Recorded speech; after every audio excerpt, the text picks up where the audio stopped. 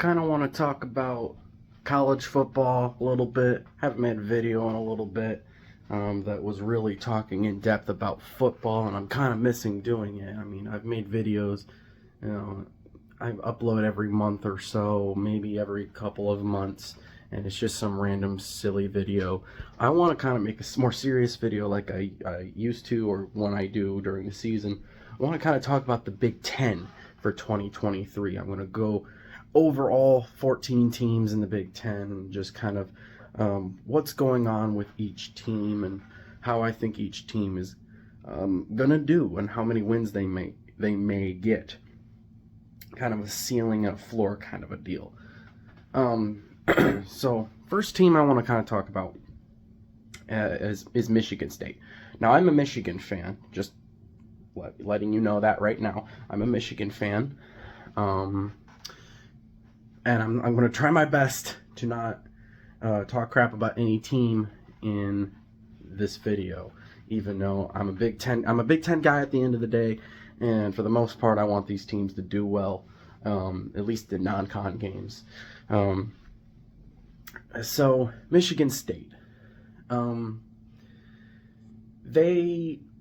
not going to say that Michigan State is a sinking ship right now, because I still feel like we're maybe a year or two away from that being a possibility. Now, depending on how Michigan State does in 2023, things may change. Now, 2021, Michigan State had a great year, had an 11-win season. You know, everything went very well for them. They had a New Year's Six bowl game. I believe they won it too. Last year was a major step down. They lost some key pieces on that team, including Kenneth Walker, their star running back, who pretty much carried them to an 11-win season. I know Peyton Thorne will say that he's responsible for it, but it was Kenneth Walker. Trust me. 5 touchdowns against my Wolverines shows that Peyton Thorne didn't do very much in that game to help them win. But Michigan State in 2022, I believe they went 5-7. Didn't have a great season, and looked really bad defensively. At least when it came to pass defense, really didn't do well at all. Now, they weren't very good in 2021 on pass defense either, but the good thing, or the thing that kind of covered that up, was how good they were offensively running the football. Helped them tremendously with Kenneth Walker. But Kenneth Walker's not there, and it showed last year. Now, they had a decent running back last year. I can't remember his name because I'm terrible with names. I apologize. But he was not better than Kenneth Walker. Michigan State this year, they recently, just as of like 10 days ago or about 2 weeks ago, they lost 2 guys on their team that were major players. Keon Coleman, wide receiver, definitely wide receiver number 1 at Michigan State, transferred. Michigan State is hurting right now when it comes to losing guys in the transfer portal. But they lost Keon Coleman, their top wide receiver on the whole team, really. He was the one guy last year in the Michigan game who was kind of giving Michigan's defense some headaches. I believe he was the guy who caught the 1 touchdown pass in that game, and he had like 7 catches in that game. He was really good. The one guy on Michigan State offense we couldn't stop. He transferred. Now, there was some news that broke after a couple days after he transferred, that he may come back to Michigan State, and he had like a meeting with Michigan State and Mel Tucker. But we haven't heard very much about that right now. And as of right now, Keon Coleman is transferring. We don't know where he's going, but he's transferring as of right now. Then, not long after, Peyton Thorne, starting quarterback for Michigan State, also transferred. And it looks like he's going to Auburn or he's already at Auburn. So that's not good. You lose Keon Coleman, you lose Peyton Thorne, and I'm not going to say it's a sinking ship, but this is, I know it's just two players, but they're two major players, and we're two players that made that offense, at least halfway decent, in some aspects, made the offense look better than it really was. And you lose those two guys, so that's a hit. Now you do have Noah Kim as your quarterback now, who does have experience playing, so there's that. How good he will play, we'll find out. But Michigan State also has a very tough schedule this year. They play all the juggernauts of the Big Ten. They play Michigan, they play Ohio State, they play Penn State. Now they get a couple of those at home, so that's the good part. But rest of the schedule isn't very easy either. I believe they say Michigan State has got one of the toughest schedules in the whole country, like the second hardest schedule in the whole country. That's not good also. Now I'm going to give Michigan State the benefit of the doubt. I'm not going to say that they're going to have as bad as of a season as they did last year. I think, this is my prediction, Michigan State goes 6-6. Not great, but they should get a bowl game. They should win those games against some of the lowly, bad teams in the Big Ten, some of the bad Big Ten teams that they'll play. But along with playing all those three Big Ten juggernauts, you also play Washington again, who crushed you guys last year. For all Michigan State fans, got crushed by Washington last year. And you play them again this year, and they're coming into the season, Washington, with one of the highest rated offenses, one of the highest rated pass offenses in the country against Michigan State's pass defense, which is notoriously pretty bad. That could be a bad game for you guys. It really could. We'll see how you guys do. There's no way in hell you guys aren't losing at least a few games, though. My prediction, the ceiling for me at least, is 6-6. I'm going to see your floor is probably 4-8. All right, Northwestern. So Northwestern was pretty terrible last year. I'm not going to lie. I didn't see a whole lot of Northwestern fans in my comment section, just because they were a dumpster fire last year. They were largely irrelevant, and every week when I would cover all the Big Ten games, I would just kind of say, yeah, Northwestern lost again. I don't expect much from Northwestern in 2023 also. Northwestern is a pretty terrible football team, and outside of giving Ohio State a scare last year for a little bit, they really haven't done much. They haven't had a good year in years. It's been a few years since they've had a decent year. Didn't they win like 10 games a few years ago? That's not happening in 2023. Now, the good news for Northwestern, I guess, is that they don't play a lot of the really hard teams. They don't play Ohio State. They don't play Michigan, but they do play Penn State. They do have to play Wisconsin, and they do play Minnesota. Those are probably all going to be losses. Let's be real. In my honest opinion, I feel the only wins that Northwestern really could win are some of those non-conference games. They do play Duke and University of Texas El Paso. I believe they also play Indiana, so that also could possibly be a win, because Indiana's not supposed to be very good either. I would say that the ceiling for Northwestern would be 4 or 5 wins. I don't see that happening. I see a 3 or 4 win team in Northwestern. Northwestern is returning a pretty terrible offense. Their offense last year was abysmal, awful, in fact. Which, I mean, kind of sucks because there's a guy I went to school with. I knew him since kindergarten. I went to school with him all through high school, who's an offensive lineman at Northwestern. So it sucks for him, and I wish it was better for him because he's a pretty good player.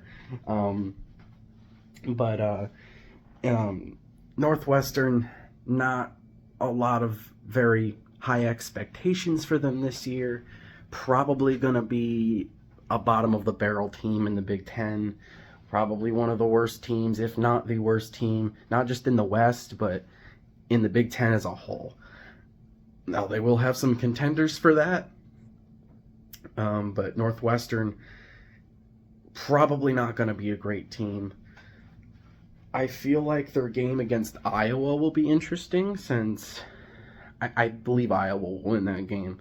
But, I mean, both teams have pretty terrible offenses, and we'll probably see a really low-scoring game in that one. So that'll be an interesting game for probably all the wrong reasons. Purdue. So Purdue is bringing in a new head coach, first-year head coach. So it'll be something different for Purdue this year. It'll be different from last year. If you remember Purdue, they made it to the Big Ten championship game last year before losing to my Wolverines. Humbly, I'm going to brag about that a little bit. That's not very humble, is it? But Purdue, don't expect much from Purdue. Honestly, bringing in a new head coach, always going to be some changes, some growing pains, stuff like that. Purdue doesn't necessarily have a very easy schedule either. They have a couple of non-conference games that are going to be tough for them. They got Fresno State and Virginia Tech they got to worry about. They also have a game against Syracuse. And then when it comes to conference play, they got to play Wisconsin. They got to play Ohio State. Luckily, those two games are on the road, but are at home, I should say. But they do have a road game against Michigan, so that'll be a repeat of the Big Ten championship game. Now they'll probably lose all those games I just mentioned. Now they could win those conference games, and they absolutely could surprise one of those three teams I just mentioned: Wisconsin, Ohio State, Michigan. But don't look for it to be very likely. If they had the best chance they have against those three obviously would be Wisconsin, as Wisconsin is the least talented of those three teams. But I don't think that they're not talented enough to beat Purdue. I know Wisconsin's got a new head coach as well, but I think Wisconsin's got a little more talent. Anyways, this is about Purdue. So Purdue's got some growing pains probably to get through.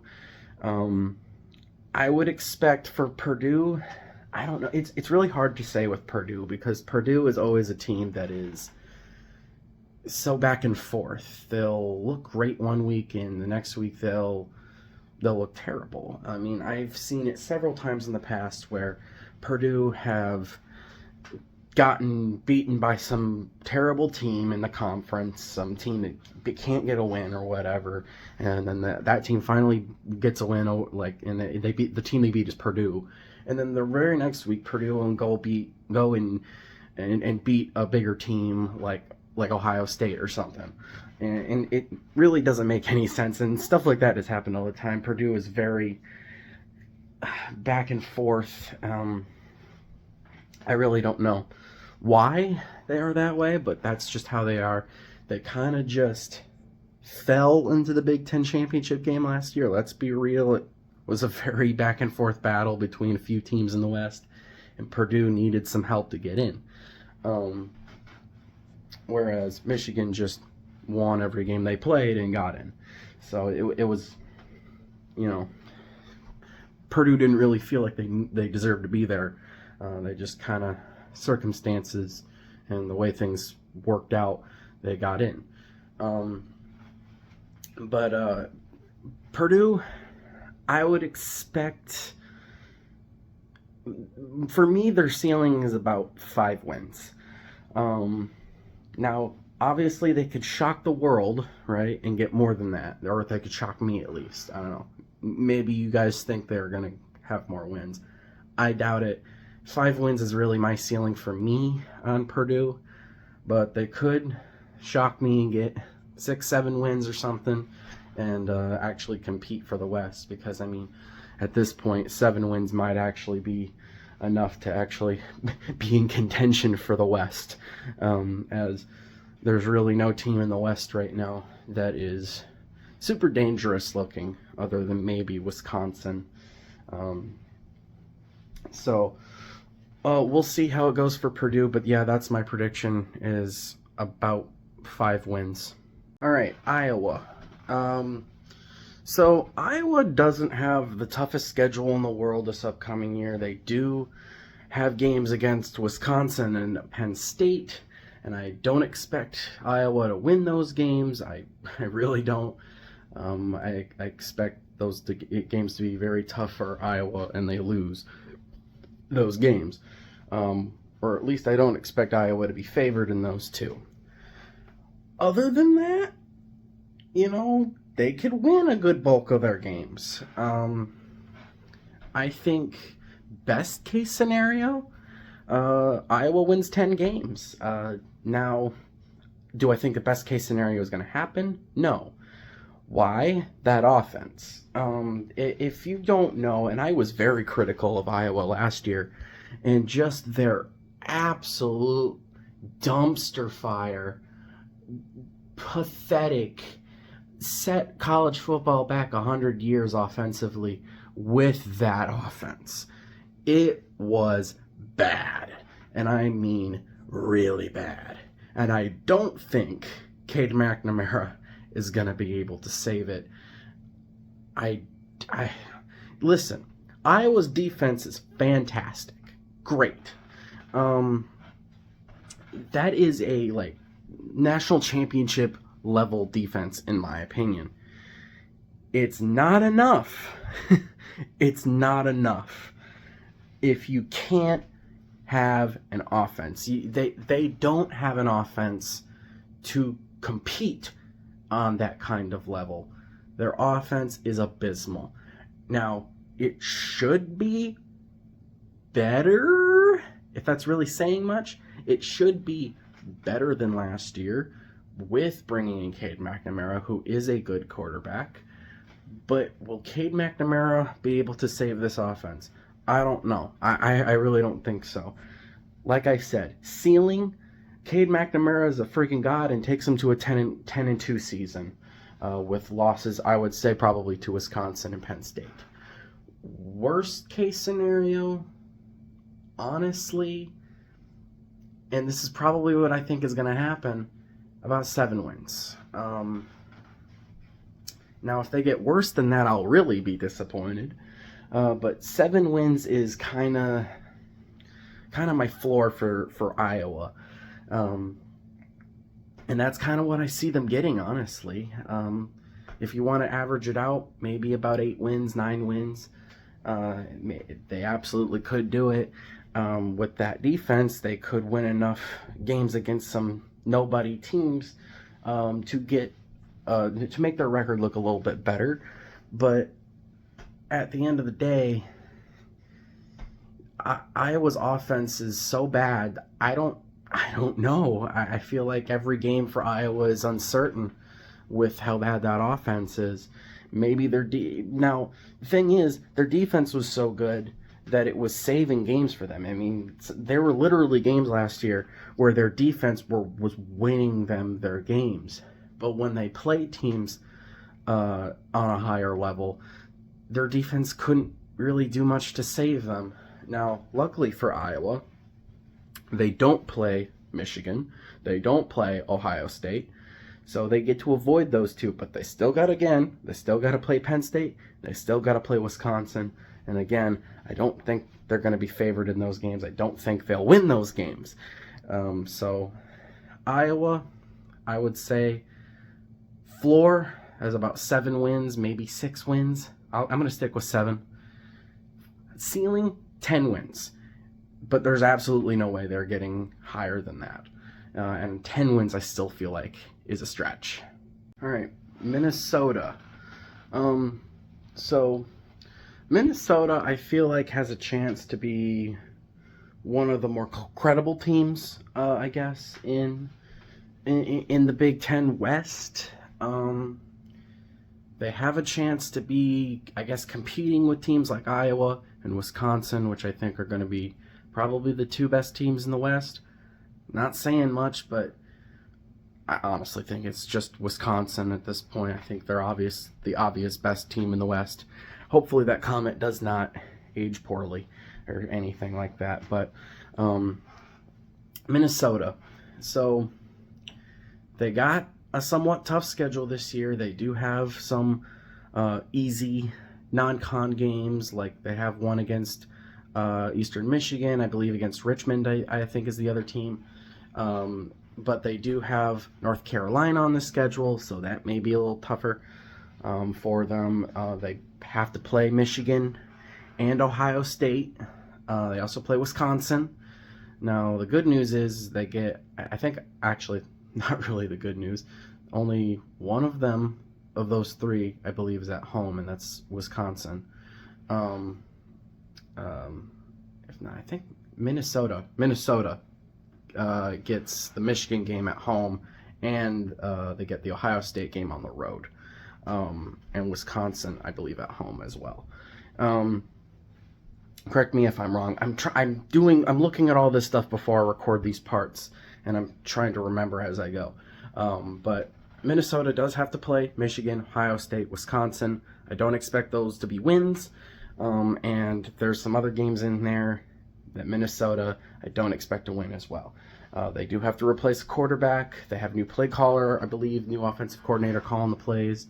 They need to replace running backs. There's some things to work out and replace. I still think Minnesota is going to be one of the better teams in the Big Ten West.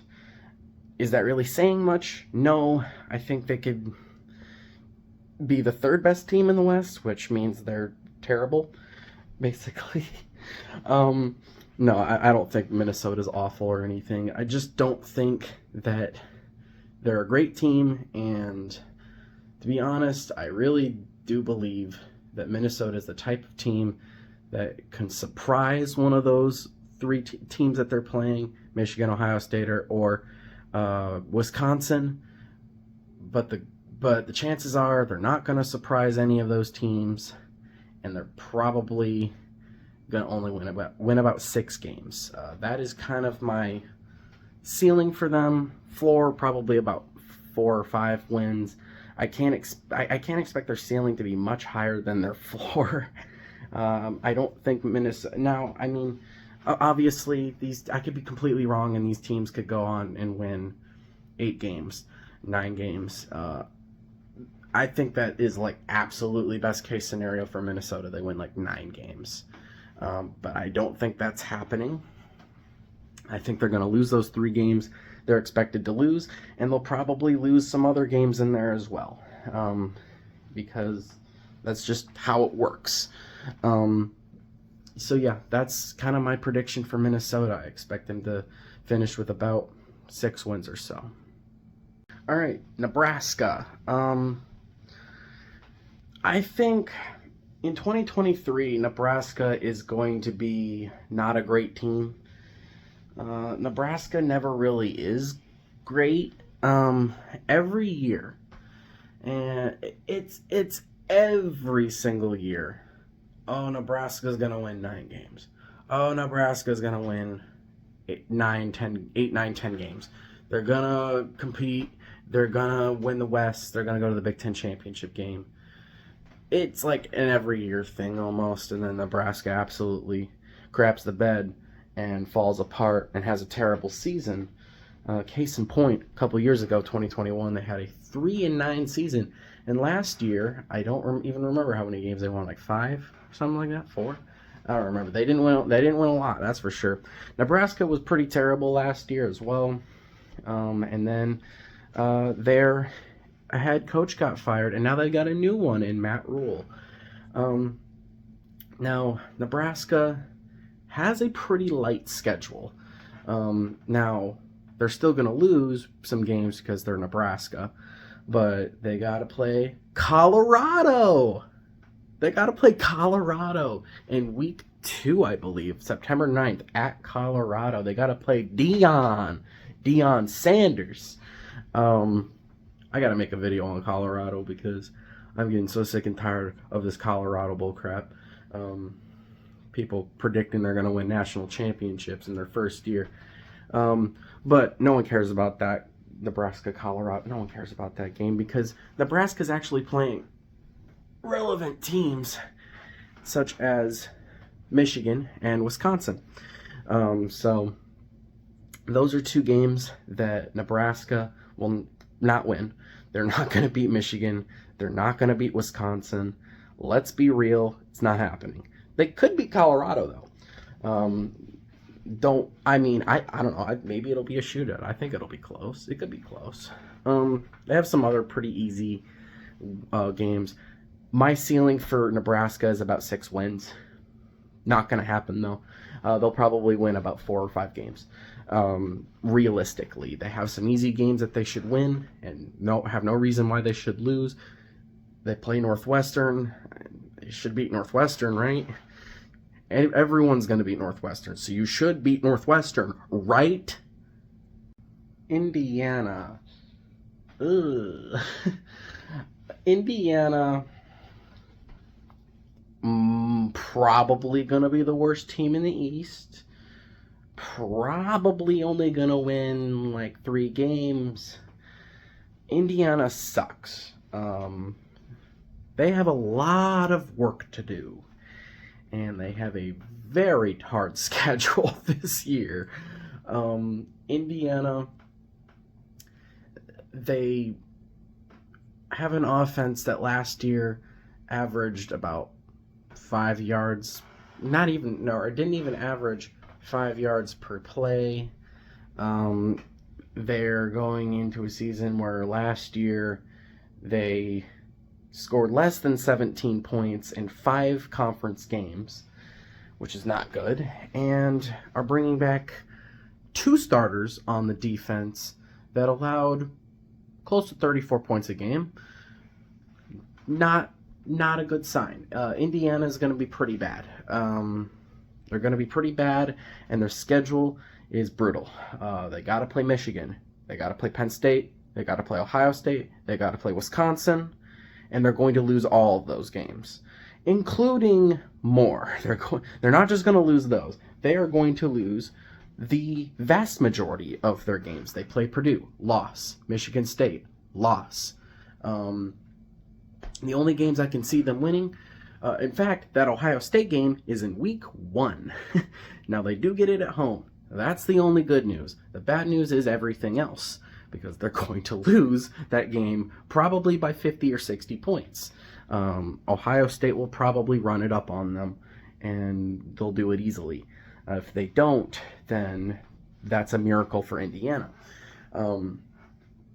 Indiana's going to have a really bad year. The only games I can see them winning, they play Indiana State. If you lose that, you're a complete embarrassment to the Big Ten Conference.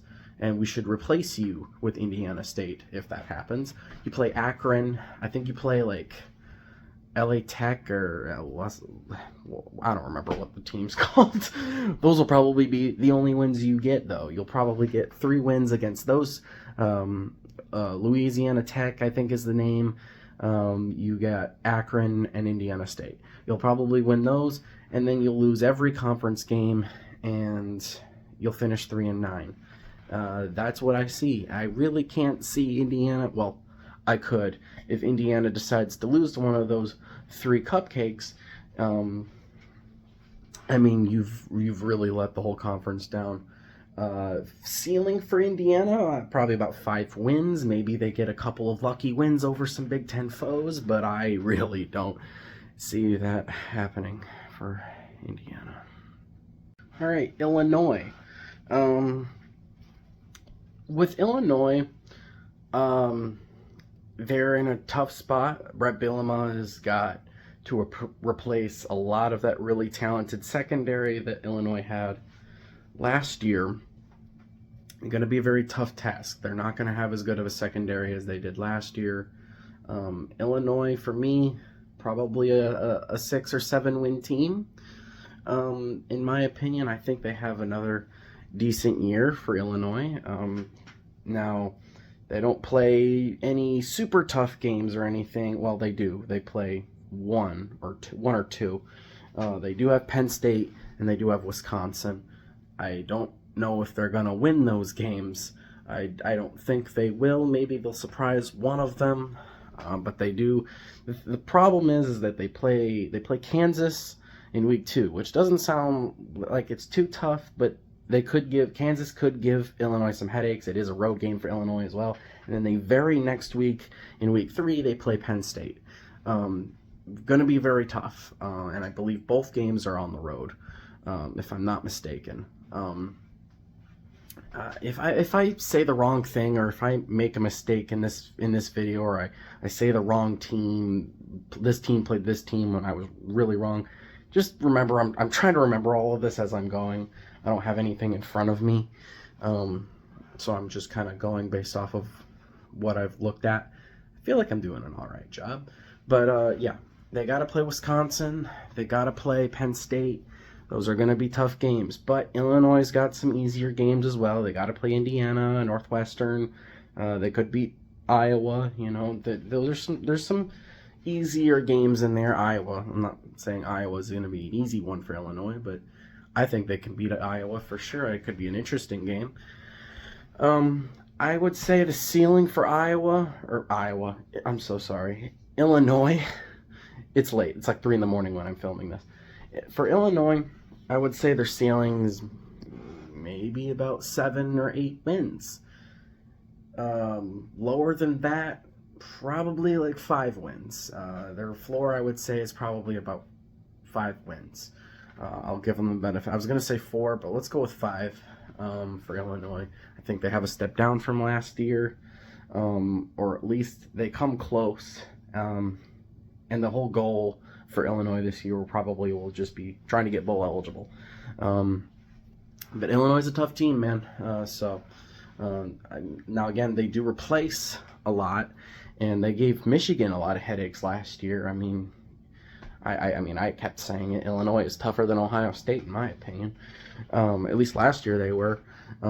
This year, probably not, but we'll see how Illinois does. I like Illinois. I think, believe it or not, even them giving us that scare last year, I don't hate Illinois.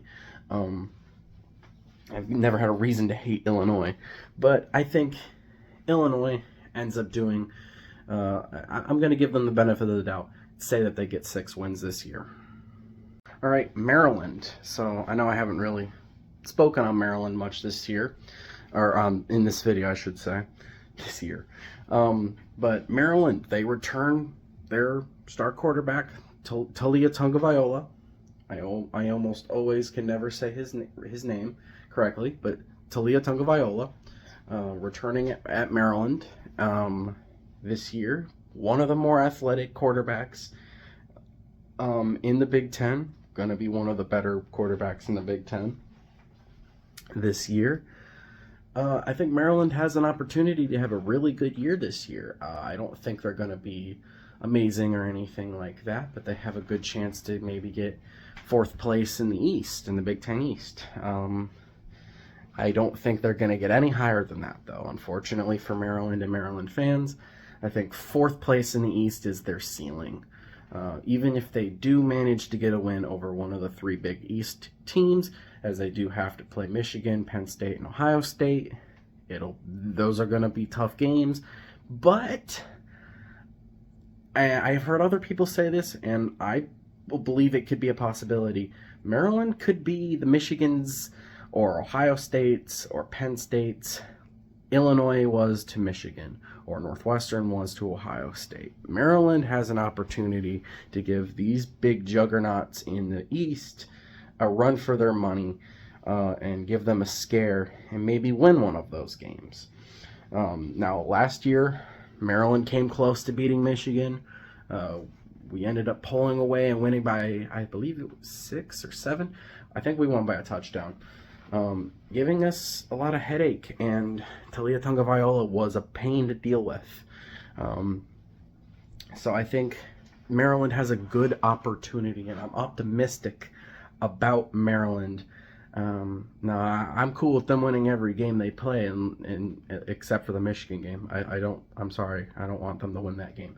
But they could beat Ohio State, they could beat Penn State, and I'd be like, holy crap! Look at Maryland. I don't see that really happening. I see, and even if they were able to beat one of those three, they'll probably still lose a game that they shouldn't lose. That's just kind of how these things work.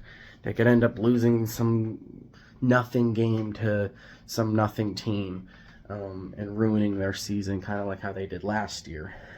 Ceiling for me and Maryland, I'm going to say 9-3. A 9-win season is their ceiling. And I think they have a good opportunity to get there. My floor for them, probably about 6 wins. I don't think that's going to be the case either. I really don't think they're going to hit their ceiling, but I don't think they're going to hit their floor. I think they're going to get somewhere in between. Probably about 7 wins, I would say. I think 7 wins is a good spot for Maryland, in my opinion. But Maryland, man, I think they have a good opportunity this year to give some teams some headaches and have a good year. Taulia Tagovailoa will have another breakout year as long as he doesn't get hurt. I'll knock on wood right now so I don't jinx the man. But yeah, as long as he can stay healthy and the team can stay healthy in general, Maryland has a good opportunity to have a pretty good year this year. I don't think they're going to be contending for a Big Ten championship or anything like that. They're definitely not going to be contending for, being ranked anywhere near the top 25. I don't think they're that good, but I definitely think that Taulia Tagovailoa is talented enough and athletic enough and has a good enough arm to give some bigger teams, some more elite teams, some headaches. So we'll see how they do. My prediction for Maryland is about 7 wins. All right, getting into the last 4 here, we got Wisconsin. Wisconsin, I expect to have a very good year. They got a new head coach in Luke Fickell. So I think, but I think that this is going to be a good year for Wisconsin. They got a new transfer quarterback in Tanner Mordecai. He should be pretty good for them as well. And Wisconsin largely has a pretty light schedule. They do have to play Washington State. That is maybe a tougher non-con game, but I think Wisconsin is going to win that game. They do got to play Iowa. Iowa's always a tougher opponent for Wisconsin. They got to play Ohio State. I don't expect Wisconsin to win that game. That's one of those games I really don't think that Wisconsin's winning. Wisconsin, while I think they're a talented team, I still think that they're the type of team that's going to lose a game or two that they shouldn't lose. I think, honestly, if we're talking their absolute ceiling, Wisconsin can win 11 games. I think that is the best they could do. Best they could possibly do. 11 wins. I don't think they're going to get 11 wins. In all honesty, I don't think they're going to get 11 wins. I think their floor is probably about 9 wins, 8 wins, which is still really good. Would be better than last year. But yes, they don't have to play Penn State. They don't have to play Michigan. They got that Ohio State game. They got Ohio State at home. I still don't think that they're going to beat Ohio State, but they got Iowa at home. They got some other of their tougher games. I believe the Washington State game is also at home. Now, hopefully Wisconsin doesn't disappoint me, but I think Wisconsin, to me at least, I think Wisconsin's going to win the West in 2023. I'm making that prediction right now. In May of 2023, I'm making that prediction.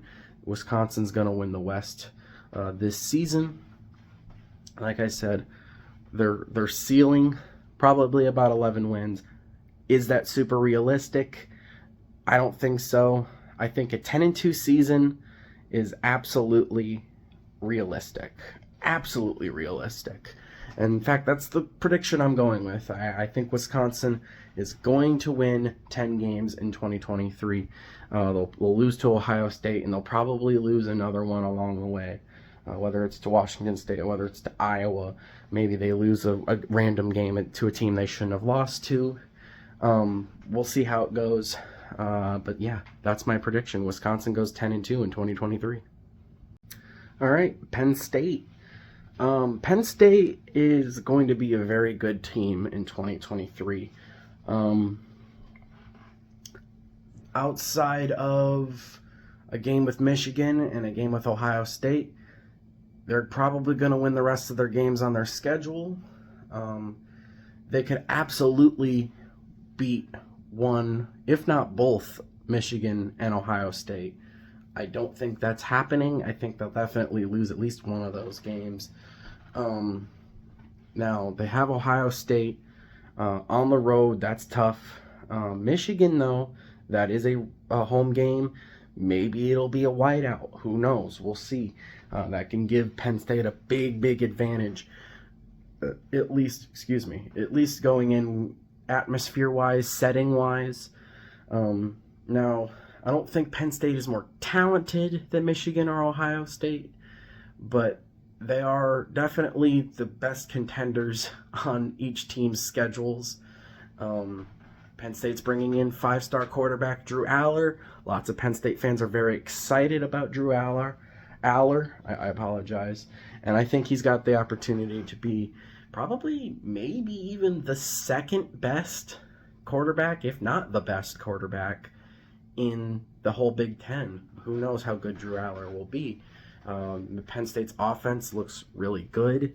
I don't think it's going to be as good as Michigan's or Ohio State's. Could be a top 10 offense, although defense is going to be excellent for Penn State, and it's definitely going to be their strong suit. Probably going to be a top 5 defense easily. But again, Michigan and Ohio State's going to have something to say about it. They're up there as well. They will, especially Michigan. Michigan will be up there more so than Ohio State in terms of defense, but Ohio State's getting better on defense. They're already improving from 2021 to 2022. So these teams I think it's really going to be a close battle between these three schools for best in the East. We'll see how Penn State does. I think Penn State's ceiling is a 12-0 season. I mean, they realistically could win all 12 games. I don't think they can really lose any more than 10, though. I think their floor is 10-2.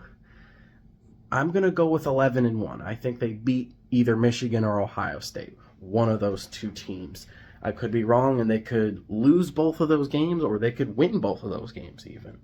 I think it's going to be really interesting this year going in, see how Penn State is. A lot of people are very high on Penn State right now. I'm one of those people. I think Penn State is going to be a really great team this year. Maybe a lot of people are saying, oh, Penn State's overrated, and maybe my comments will age poorly, but we'll see. Like I said, Penn State, I think their ceiling is absolutely an undefeated season. I don't think that's realistic. I don't think they're going to get a 12-0 season. Because I really do think they're going to slip up one game or two. But yeah, I'm going to go right in the middle. Their ceiling is 12-0. To me, floor is 10-2. I'm going to go with 11-1 for Penn State. They're going to have a great year. All right, Ohio State. Obviously, ceiling is 12-0. Ohio State is so talented that they could win every single game. I mean, I'm just being honest. That is their ceiling. Their ceiling is 12-0. Floor, same as Penn State, 10-2. And again, I think maybe they go right in between. finishing 11-1. But they absolutely. This is the thing, though. The difference between Penn State and Ohio State with me is I think Penn State is more likely to go 10-2 than they are to go 12-0. I think Ohio State is more likely to go 12-0 than they are to go 10-2. That's the major difference between Penn State and Ohio State with me. But I think it's most likely that both teams finish 11-1.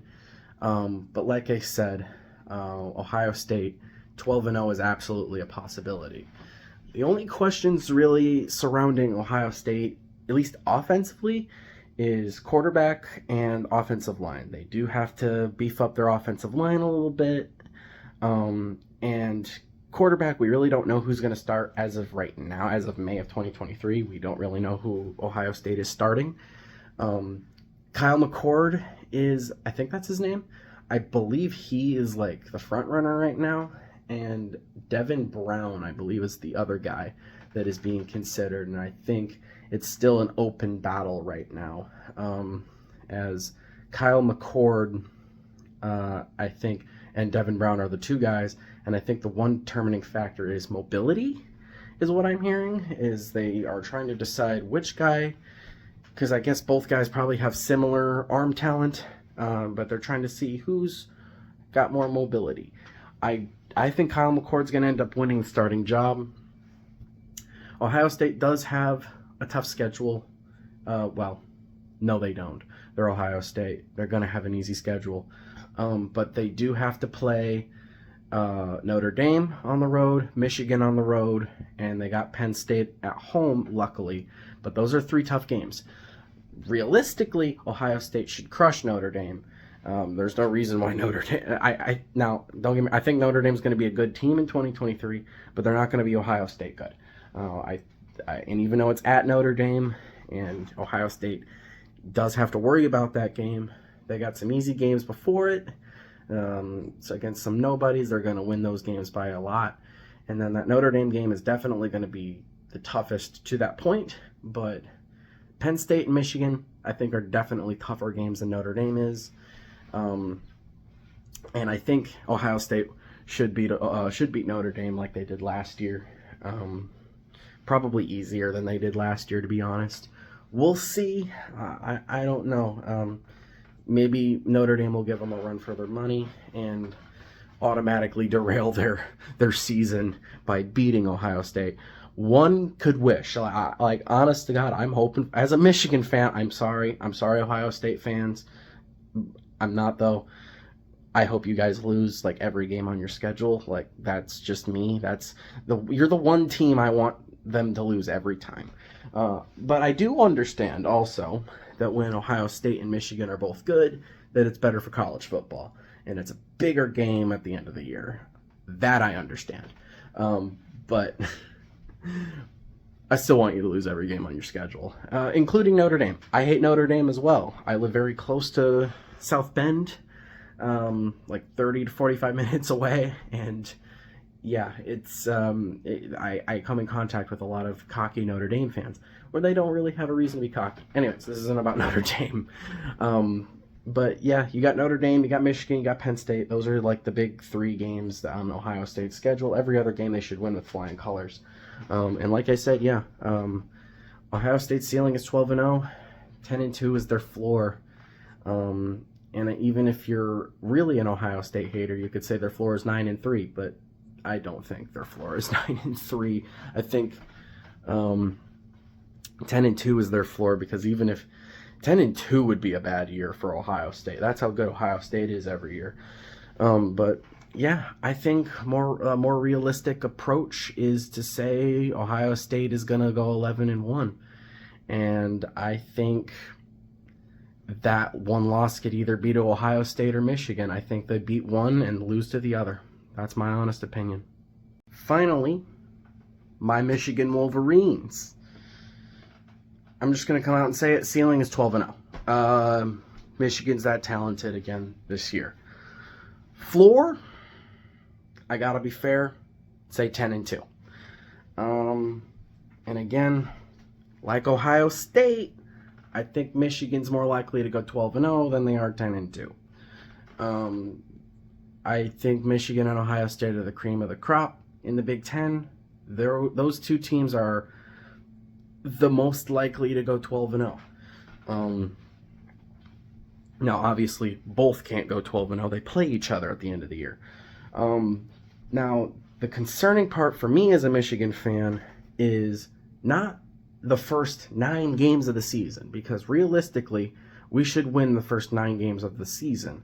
We don't really play anybody that challenging. We play Michigan State. We play Purdue. Those will probably be like... We got Minnesota. I mean, those are probably going to be the harder of the first 9 games.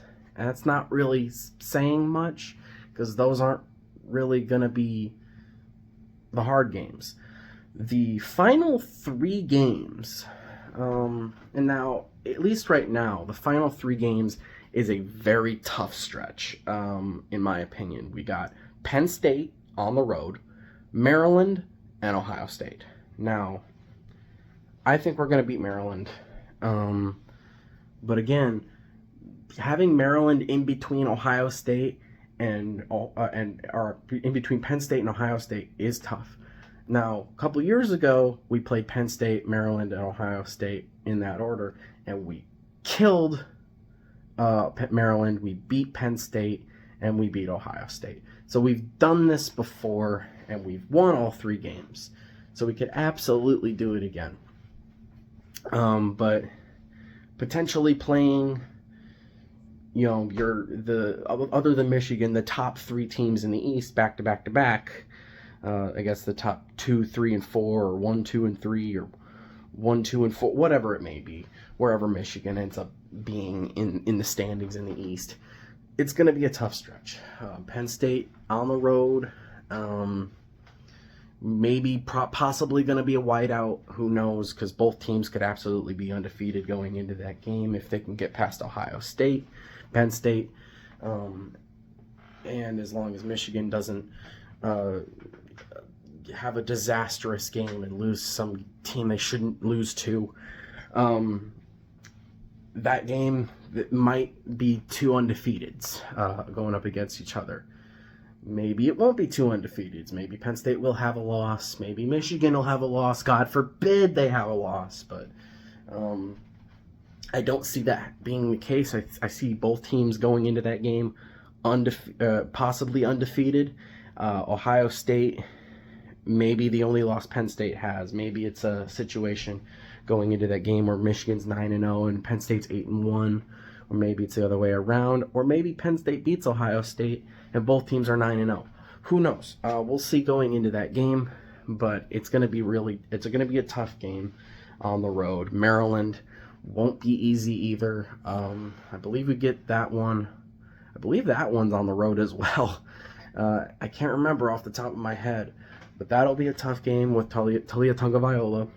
And then, of course, the Ohio State game is always a big game, always a tougher opponent. Does Michigan could Michigan win all these games? Yes, absolutely we could. Could we lose a couple of these games? Yes, but I don't see it being likely. Michigan, we return the bulk of our talent from last year's playoff contending team, 12-0 season. We bring back J.J. McCarthy. He's the best returning quarterback in the conference. We return Blake Corum and Donovan Edwards. Probably going to be the best 2 running backs in the conference. I know Penn State will have something to say. They have some great backs too.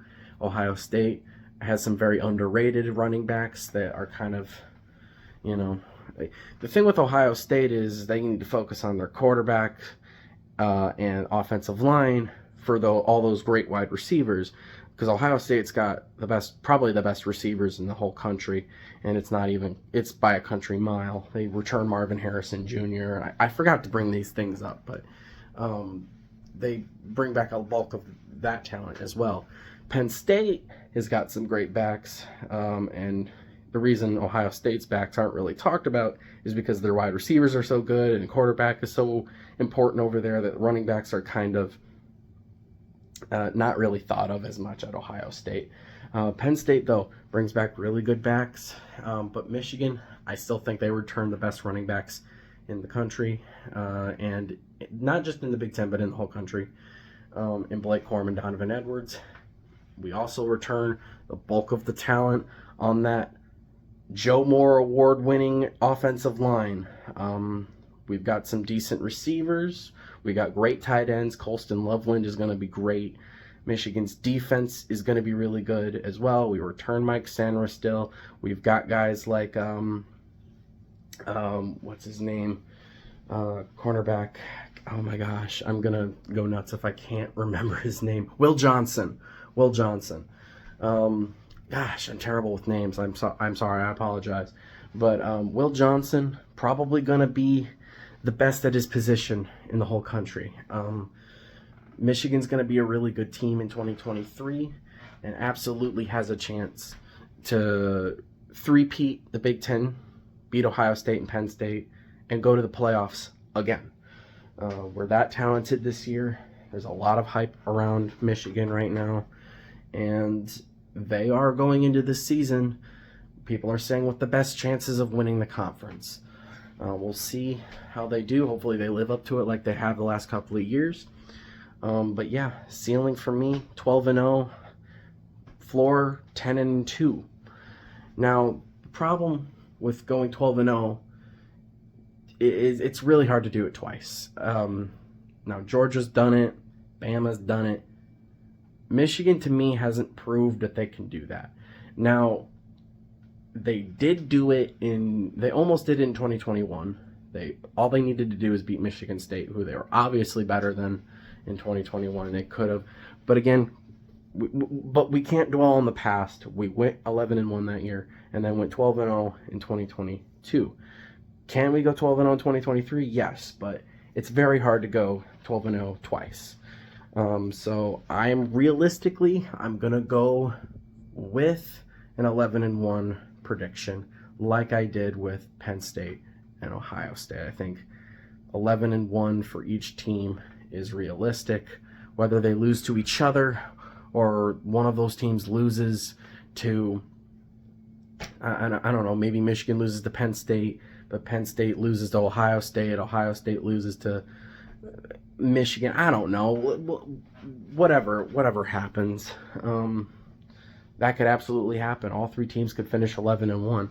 I think it's more likely that at least one of those teams finishes 12-0. Well, yeah, only one of those three could finish 12-0 because they all play each other. So it's going to be a really interesting year in Big Ten football. Let me know in the comments below who you think is going to win the Big Ten East and West. As of right now, I got to go with my Wolverines to win the East, and I got to go with Wisconsin to win the West. That's my prediction. Could Penn State win it? Yes. Could Ohio State win it? Absolutely they could. Could freaking Iowa show up and win the West and beat Wisconsin? Maybe Cade McNamara pulls a miracle out of his ass. Who knows? We'll see what happens. But yeah, let me know what you guys think. This has been a really long video. I apologize for that, but I had a lot to say. So thank you guys for watching.